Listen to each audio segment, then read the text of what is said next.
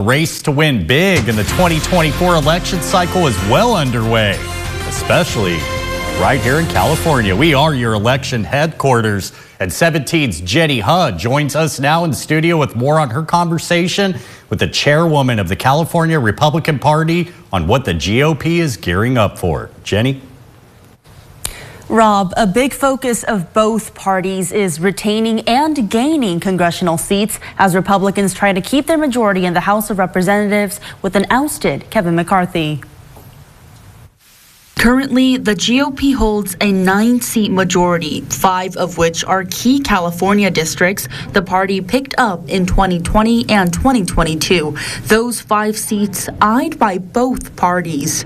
We're going to have Congresswoman Young Kim, Congresswoman Michelle Park Steele, Congressman Mike Garcia, Congressman David Valadao, and Congressman John Duarte. Democrats are criticizing those 5, saying they voted for far-right representatives Jim Jordan and Mike Johnson during the speaker elections. In the mix, the Central Valley's David Valadao and John Duarte. Reports say Valadao may be at risk, with this district now considered a toss-up by a nonpartisan group that analyzes elections and campaigns. His district, with parts of Kern County, is already primarily Democratic and Hispanic, but Republicans, including Chairwoman Jessica Millan Patterson, argue the district has long been a toss-up. Senator Hurtado just got into this race. She barely won her Senate race the last time around. We've already beat Rudy Salas once. She says that of Valadao's Democratic opponents.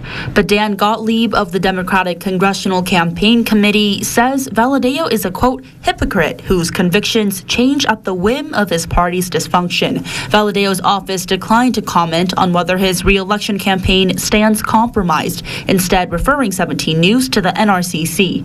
Ben Peterson, spokesperson for the National Republican Congressional Committee, counters in a statement reading in part, quote, these partisan attacks don't work. Voters in the Valley will re-elect David Valadao next year because they want solutions, not D.C. political games.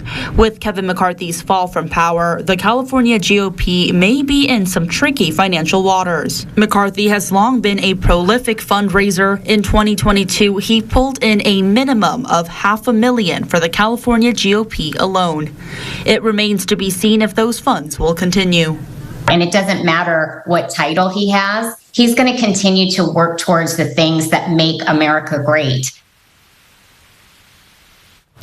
The GOP must now fundraise with new House Speaker Mike Johnson, who doesn't have much of a track record on anything. He's the most inexperienced speaker in modern history. Jenny Hudd, 17 News.